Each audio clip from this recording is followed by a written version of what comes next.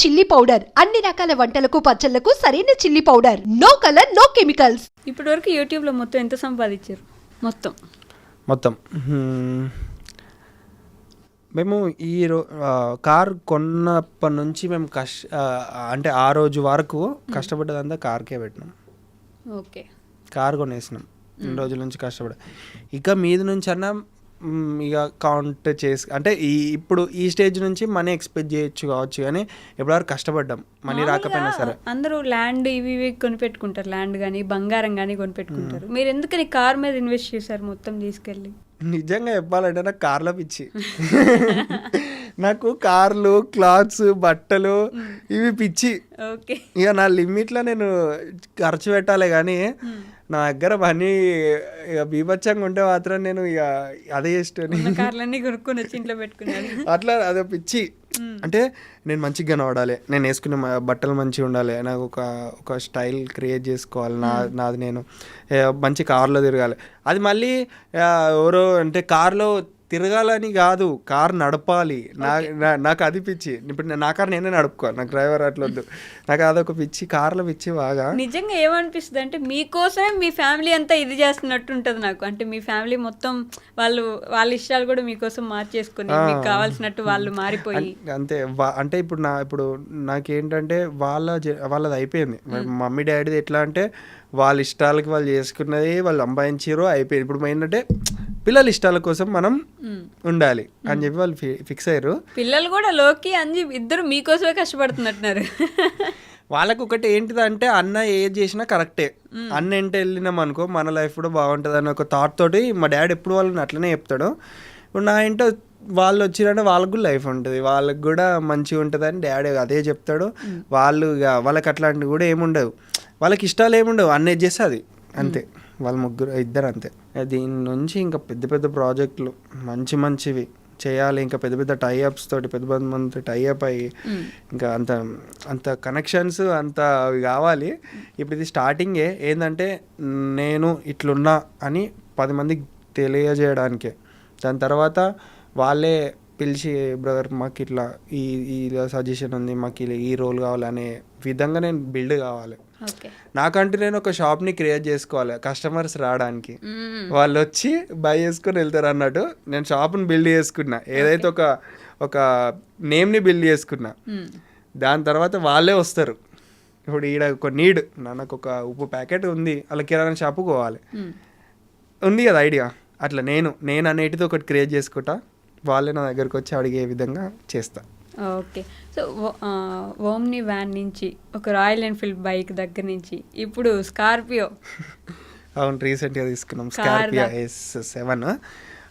అది కొత్తదేం కాదు, సెకండ్ అయినా సరే దానికి పడ్డ కాస్ట్ దానికి పడుతుందిగా. ఆ జర్నీ అసలు ఓమ్ని నుంచి ఒక రాయల్ ఎన్ఫీల్డ్ తర్వాత స్కార్పియో అసలు అంటే మేము కార్ తీసుకుందామని ప్లానింగ్ ఉండే.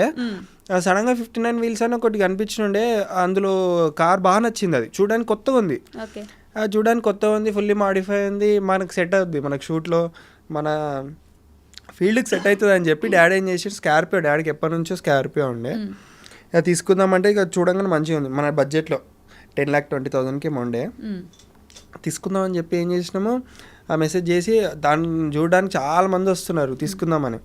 ఇక అందరూ ఇది తీస్తాం అది తీస్తాం అన్నారు. మేము చేసి అలా కాదు మేమే తీసుకుంటాము,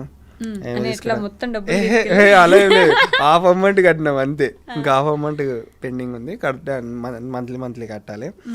ఎలా అంటే మరీ నేను నిజంగా యూట్యూబ్ నుంచి అంత సంపాదించి ఏదో అయిపోయినా అని కాదు. ఇప్పుడు నేను సంపాదించింది ఏం లేదు. ఇప్పుడు నాకు కార్ ఎందుకు అని అంటే, ఇప్పుడు మనం ఏదన్నా ఎక్కడికైనా వెళ్తాం కొంచెం మంచిగా అనమాట. ఇప్పుడు మనం అలానే తప్ప ఏదో సంపాదించినాము మాకు ఎప్పుడైనా సరే, నేను ఫస్ట్ ఇంటర్వ్యూకి వచ్చినప్పుడు ఇట్లనే ఉన్నాం, ఇప్పుడు కూడా ఇట్లనే ఉన్నాం, రేపు కూడా ఇట్లనే ఉంటాం.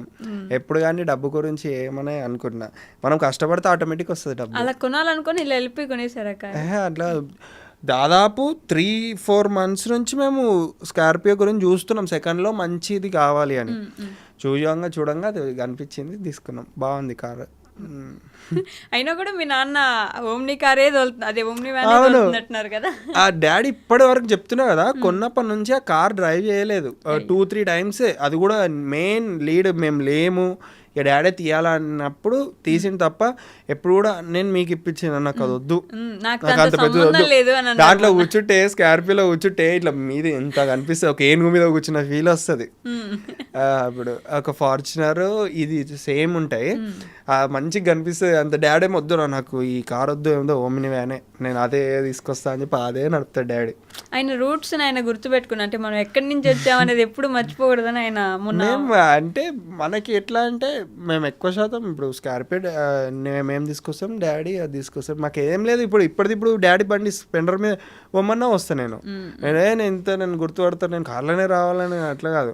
పొద్దున అడిగినా నేను కార్లో రావాలా బండి మీద అంటే నేను ఎట్లేం లేదు, అరే బండి మీద ఎందుకు రా అన్నట్టు అనిపించదు నాకు. బండి మీద అయినా సరే వచ్చేటప్పుడు కూడా చాలా మంది ఇచ్చి కదా అంటారు, హెల్మెట్ పెట్టుకుని వచ్చినప్పుడు అట్లా ఉంటుంది. కానీ రూట్స్ గుర్తుపెట్టుకొని మనం ఎక్కడి నుంచి వచ్చామనేది మర్చిపోకుండా ఉన్నప్పుడే ఇంత సక్సెస్ అవుతారు, అది మాత్రం గ్యారంటీగా చెప్పగలను నేను. తప్పకుండా కష్టపడితే మా డాడీ మాకు నేర్పించేది ఒకటే, ఏంటంటే కష్టపడితే ఫలితం తప్పకుండా వస్తుంది. ఈ రోజు కాకపోయినా రేపు కాకపోయినా ఎల్లుండి అయినా వస్తుంది. ఏదో ఒక రోజు ఆ రోజు కోసం వెయిట్ చేయాలి, కష్టం చేస్తూనే ఉండాలి. ఫలితం వచ్చే రోజు ఒకటి ఉంటుంది, దాని గురించి వెయిట్ చేయాలి.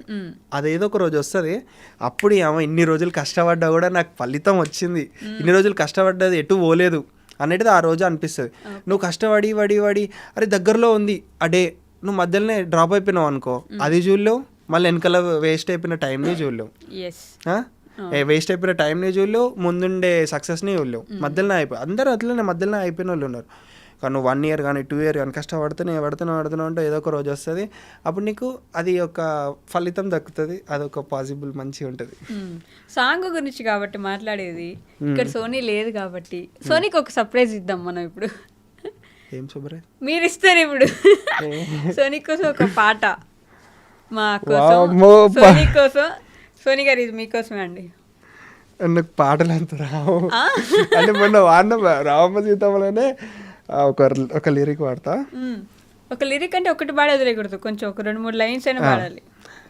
చిన్ననాటి మన జ్ఞాపకాలన్నీ గుర్తుకొస్తున్నాయే జాబిలమ్మ, నా తోడు నువ్వంటూ నీ తోడు నేనంటూ ఊహల మేడలు కట్టానమ్మా, నీ మనసులో నేనున్నానే నీ మౌనాన్ని వీడరాదే, నీ మనసులో చోటిస్తేనే నీ మహారాజు నేనే కదే.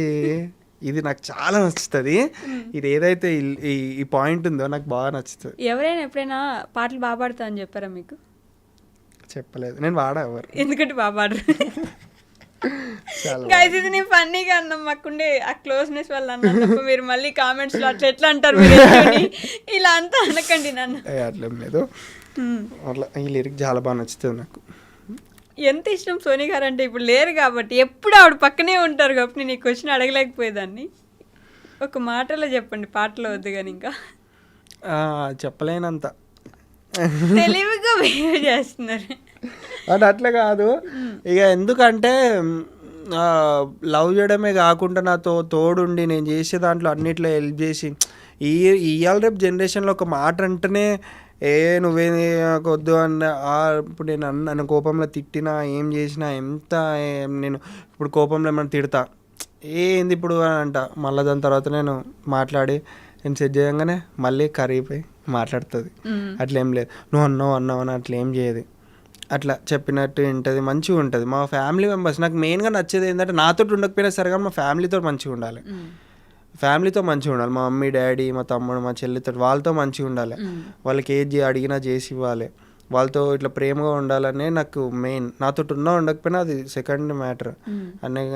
నేను ఆమెకి చెప్పా ఇప్పటికి కూడా, కానీ ఆమె ఎప్పుడైనా వాళ్ళతోటే ఫస్ట్, వాళ్ళకి ఏదైనా వాళ్ళు మెయిన్ ఆమె చూసుకుంటుంది మంచిగా, వాళ్ళతో బాగుంటుంది. ఇప్పుడు ఇవాళ రేపు బయట నుంచి వచ్చిన వాళ్ళు ఇక కొంత బయట ఉంటారు, నాకు నచ్చని. అవును, లోకికి సోనీకి ఏమైనా గొడవలు జరుగుతున్నాయా? వాళ్ళు బెస్ట్ ఫ్రెండ్స్, వాళ్ళు మమ్మల్ని పిచ్చోళ్ళు చేస్తారు వాళ్ళిద్దరు కలిసి. మొన్న కామెంట్ చూసాను నేను, అది లోకికి పడట్లేదు సోనీ అంటే, లోకికి అసూయ సోనీ అంటే, అందుకే ప్రధానికి ఇట్లా వదిన అనట్లేదు సోనీ అంటది, ఈమె అంటది, ఆమె అంటది. వదినే అంటే చిన్నప్పటి నుంచి అక్క. ఇప్పుడు సోనీ వాళ్ళ ఇంట్లో వాళ్ళ అక్కని కానీ ఏమైనా కానీ అక్క సోనక్క అని వాళ్ళిద్దరు అక్క చెల్లెలు ఉంటారు, ఇద్దరిని అక్క అని అండు. ఇక అక్క అక్క అక్క అని చిన్నప్పటి నుంచి చిన్నప్పుడు చెప్తాం మా వదిన అని చెప్పం కదా అక్క అక్క అని అందు వీళ్ళు. చిన్నప్పటి నుంచే మీకు ఇష్టం కదా, ఎందుకు చెప్పలేదు ఎవరికి? వదినానమని చెప్పి. వీళ్ళు ఇంట్లో చెప్పరు మళ్ళీ వాళ్ళ ఇంట్లో చెప్తే ఎట్లా అట్లా అని ఇక వీళ్ళు ఏం చేసిర్రు అక్క అక్క అని అలవాటై అట్లనే. సోనీ అంజీ క్లాస్మేట్ కదా, కాదా? ఇద్దరం ఒకటే క్లాస్, సేమ్ ఏజ్ మేము. మీరిద్దరు సేమ్ సేమ్ ఏజ్. నేను అంజీ క్లాస్ అనుకుంటున్నా. ఎందుకు అబ్బా అంటాడు. అయితే ఏమైపోయిందంటే అప్పుడు కూడా అక్క అందుకు సోనక్క అని అందుకు అది అక్క అంటే బాగుండదేమో, ఇక అక్క అంటే మళ్ళీ బాగుండదు అని చెప్పి అబ్బా అని సోనియా డైరెక్ట్ పేరు పెట్టి పెద్దది కాబట్టి ఇక అబ్బా అని అలవాటు అయింది. అది ఎట్లా వచ్చిందో పేరు కూడా తెలియదు, అబ్బా అబ్బా అని వచ్చింది.